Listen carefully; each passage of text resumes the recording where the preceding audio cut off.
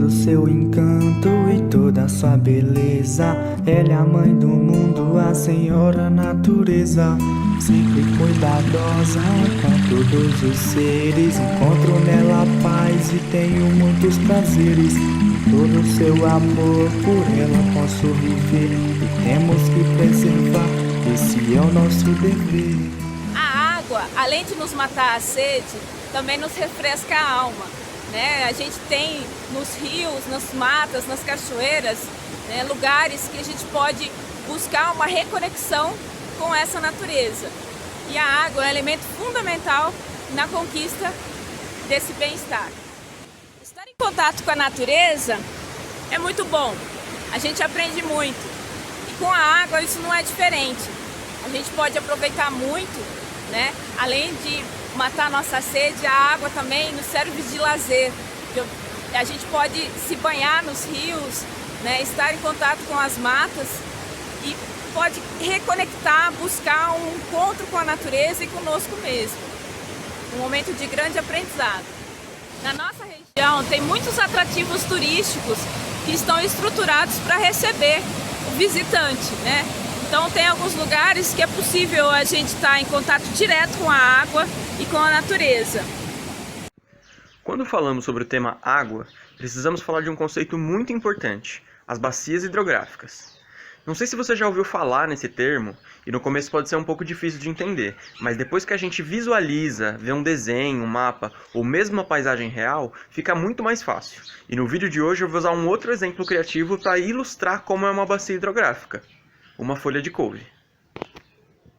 No ciclo da água, parte da água que chove vai ser absorvida pela terra, infiltrando no solo, muitas vezes percorrendo um longo caminho até encontrar os aquíferos, as reservas subterrâneas de água. Outra parte dessa água vai ser evaporada novamente e voltar para a atmosfera. Uma outra parte vai ser absorvida pelos seres vivos, como as florestas e os animais. E aí, todo o resto é a água que escorre, a água que escoa.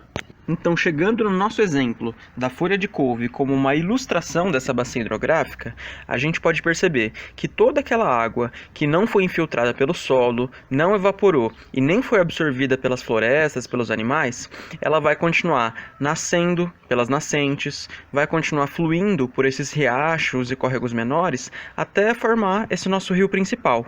O que é interessante perceber é que toda a água de chuva que cai nesse território e que escoa vai fluindo por conta do formato do relevo, ou seja, das partes mais altas e mais baixas, e por conta da ação da gravidade, caindo em direção ao nosso rio principal.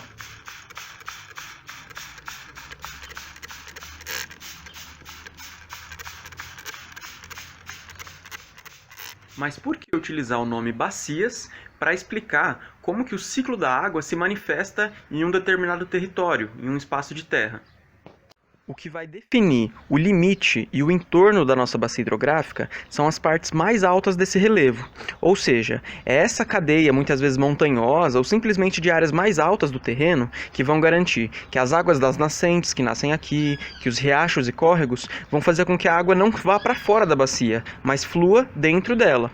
São esse entorno também, esse divisor da bacia hidrográfica, que vai garantir que a água da chuva que cai seja dividida em parte para dentro dessa bacia e em parte para as outras bacias que fazem divisa com ela. A grande diferença de uma bacia hidrográfica real para essa bacia de plástico é que ela tem um ponto de saída, que é o ponto final do nosso rio principal. Diferente da terra, que a gente consegue colocar uma cerca, um muro ou uma linha divisória que separa qual é o meu terreno do seu, qual é a minha cidade da sua, com a água isso é impossível de fazer. Provavelmente a água que está passando aí perto do rio da sua casa nasceu em outro lugar, está passando por aí e vai passar por outros rios, por outras cidades, por outros campos, até desaguar no mar. A água é indivisível, ela é uma só, ela faz um ciclo. Por isso, o compromisso de cuidar das águas é de todos nós. Não existe a minha água, a sua água. É a nossa água que precisa ser conservada. Com esse olhar, entendendo o que é a bacia hidrográfica, a gente consegue olhar para o lugar que a gente mora e refletir e planejar melhor aonde são os lugares que vão ficar as nossas casas, como a gente trata o nosso esgoto, aonde estão as indústrias e o que elas estão gerando de poluição, como a gente está fazendo esse tratamento, onde estão as nossas plantações. Tudo isso tem relação uma coisa com a outra e tem relação com o ciclo da água dentro da nossa bacia hidrográfica. Por isso foram criados os comitês de bacia hidrográfica, que são espaços que não só os representantes do governo têm seu espaço para dizer o que pensam e para decidir o que querem, mas os usuários das águas também, ou seja, as empresas, as indústrias e as pessoas como você também podem participar. Essa é uma maneira da gestão das águas ser mais participativa e democrática e todos fazerem parte dela. Olá, você sabe o que é uma tecnologia social? Tecnologia social é uma forma de fazer as coisas com a união entre saberes populares e tradicionais com saberes científicos e técnicos, na busca por soluções de problemas socioambientais nas comunidades. As tecnologias sociais vêm para solucionar problemas reais, como, por exemplo, a falta d'água, a falta de alimento de uma população, o problema de esgoto de uma comunidade. Então, esses são os problemas. E as tecnologias sociais, elas agregam a conhecimento daquelas pessoas mais antigas, mestres, anciões, que já sabem construir com as próprias mãos, que têm aquele conhecimento que não veio da faculdade ou da ciência, mas que veio da experiência e une com conhecimentos científicos e tecnológicos. Hoje, o nosso tema é a água. E segundo a ONU, em 2012, mais de 1 bilhão de pessoas sofria com falta desse recurso natural. E estima-se que até 2025 esse número chegue a 3 bilhões de pessoas.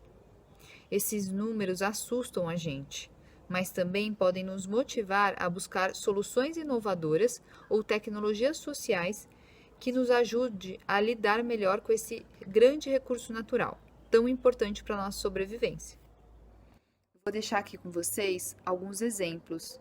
Espero que a partir disso vocês possam ter novas ideias de como utilizar os recursos da natureza de uma forma mais harmoniosa e respeitosa.